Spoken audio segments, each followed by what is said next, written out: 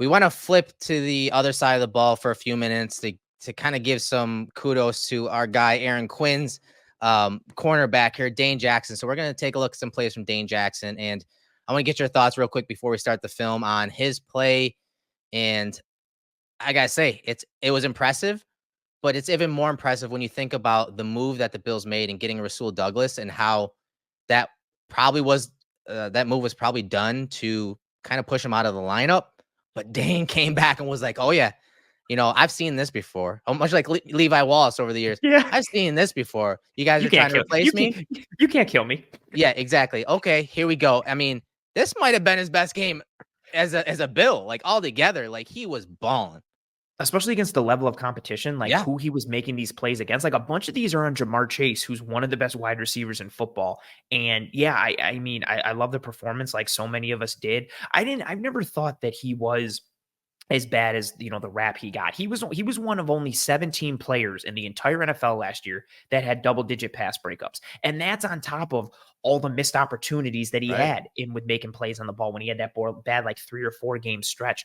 But he's usually a very sound tackler. He's responsible in coverage. He's really good at that palms, trap type of look underneath. But we saw him making more plays deep downfield in this game. And so the plays he was making in a vacuum in and of themselves were impressive. But considering the caliber of receiver that he was making them against, man, and it started early with this one right on that first drive, which, if you get, Tim Settle's playing football too hard and it's a roughing the passer penalty on him. And also, too, like, kudos to Settle for basically beating his man in 1.5 seconds and getting upfield on Burrow. But, highlighting Dane, like, reaching out, extending, and getting this away from Chase, reading the hips, staying calm and comfortable. This is such a great play right off the bat. Yeah, and it's cover 3. That's not even really his area. Oh, This is really yes. up to Taron to be that flats defender. And Taron makes that throw a lot more difficult in that window. Obviously, you see him playing and undercutting that. But the read, as you said, the read on Chase by Jackson, look him trigger right downhill and go make a play on the ball at the catch point. Like,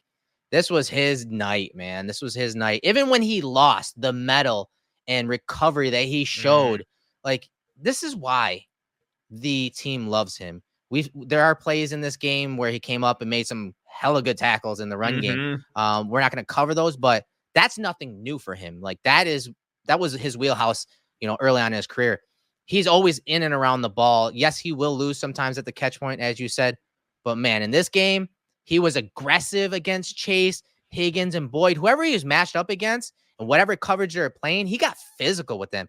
There were times where he was jamming guys at the line of scrimmage and making them work at the line of scrimmage. And I was not surprised, to see him in the hip pocket so often because of how aggressive he was playing. Yeah, he was targeted 10 times in this game. Crazy. Only gave up 5 catches, so a 50% reception percentage. Burrow had a 73.3 rating when he targeted Dane Jackson, which is very bad. He had 2 pass breakups, but he caused multiple incompletions, including the one there on that play that technically didn't count. He did have that one run stop. He just had a real quality game. And honestly, a bunch of the plays that he made help keep the Bills defense and the Bills team as a whole in this game. Because if he doesn't make some of those plays, it's creating scoring opportunities or converting on first downs. Like he helped kind of swing the pendulum a bunch in favor of the Bills defense in this game. Talk about this run, Phil. I know you love this play. What the purpose behind this play is and the run, Phil, by Dane Jackson here. So he executes that crack replace, and you've got the outside receiver who is working towards the safety. This whole play is designed to get the cornerback matched up on your running back. In theory, it's putting your running back on, the quote unquote weakest tackler on a team, thinking you have the advantage. And Mixon is fast. He's a big dude. There is so much space out here and so much area of opportunity for Dane Jackson to fail.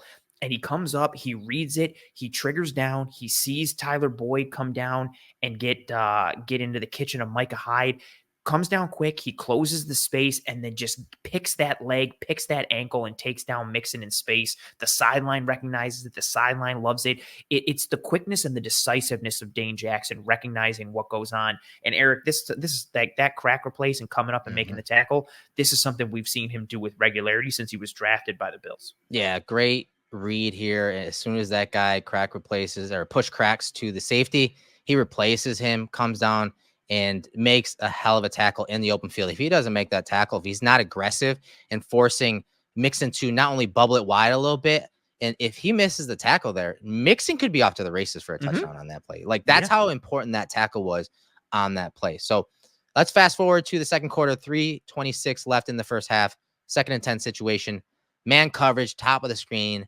Jackson versus Chase.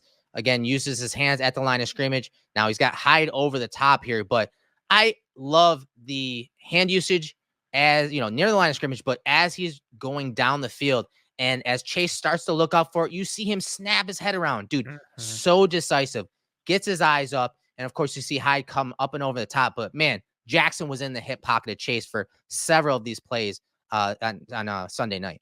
Completely in phase with him in that hip pocket, like you said, and him doing this downfield with Jamar Chase, someone who, again, one of the best receivers in the game, and someone who, from an athleticism standpoint, has Dane Jackson completely outmatched. His athleticism, his speed, his ability, like, it doesn't compare. He is head and shoulders above Dane Jackson, but with the technique and the decisiveness and the aggressiveness, like, just what a great job from him. And something that we haven't seen him do a lot, him turn that head and locate the football. That's when he's given up like the big plays and Mm-hmm. hasn't gotten those PBUs. Like, he's usually in good positioning. He just doesn't make the play on the ball. He's one of those guys that waits for the receiver to declare their hands and then tries to punch out. This time he gets his head around, makes a play on the ball. Like you said, you also have a great angle from Micah Hyde Yeah. making the play over the top. But Dane Jackson staying in lockstep with Jamar Chase downfield and then getting his head turned around and making a play on the ball is absolutely beautiful. And also shout out to Tyrell Dodson on that play for blowing up Joe Mixon. Yeah, he did blow him up there. All right, so third quarter, 7:30 on the clock, 1st and 10 situation, another cover 3 situation. And the coverage, I will say Hyde, I don't know if he's supposed to cut this or not, but Hyde gets turned around. It wasn't his best game Mhm. from top to bottom, but this play and him vacating the post leaves Dane Jackson out to dry against Chase. But watch the recovery by Dane Jackson here. Gets back into the play. Ball's underthrown a little bit down the field, but once again, making a play at the catch point, breaking it up. Man, he was there all night in the hip pocket of Chase. And then Chase, I think this is the play where he lands on his back, right? Yeah, Yeah, he right lands. there. Oh, he lands real hard on that lower back, and they say tried to work him with the heating pad after that. Mm-hmm. The recovery speed. This is him showing that metal, showing that recovery speed again. Like, Hyde is supposed to be that post safety. He is not Yeah. there, and kind of hangs Dane out to dry a little bit. But look at the play on the ball there as Chase goes up and he skies for it. So Dane's playing with that leverage because he thinks he's got Hyde in the post to help support him. He doesn't. Has to get on his giddy up to make a play on Chase. Now, granted, the ball is underthrown a little bit, which is Mm-hmm. what causes Chase to slow down, go up and sky for it. But again, Dane gets his head turned around, punches through the hands, and then he rakes and rips out to kind of use Chase's downward momentum against him to pull this ball out. This is, and I know a bunch of people were throwing it out, especially everybody who hates Dane Jackson, being like, well, this ball was underthrown and Dane sucks. One, true, it was underthrown. Yeah. Two, Hyde screwed up with the post safety play. Three, the recovery and play on the ball is tremendous. Like, how many times do we see Jamar Chase bail out Burrow like this and just go up and sky and make a play? Like, this is Jamar Chase doing Jamar Chase things. Dane Jackson stops it and also kind of throws him down to the ground pretty hard. That kind of forces that injury a little bit. That's a good physical and technical play in addition to being like a high effort play as well. Right. And then talking about physical play here, 4th down and 5. We're in the third Oof. quarter, 2:21 on the clock.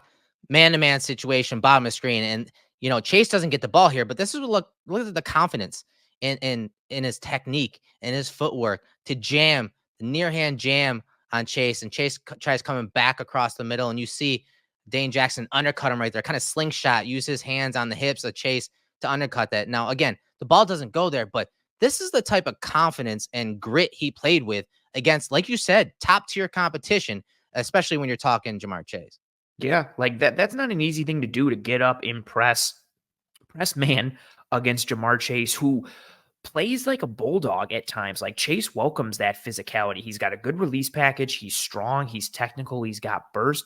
But like you said there, that near hand jam is beautiful. And then Dane, yeah, he also finishes it off Yeah. and sticks his nose in there. This was a fourth down play. Like, this was a big stop that gave the ball back to the Bills Love it. offense.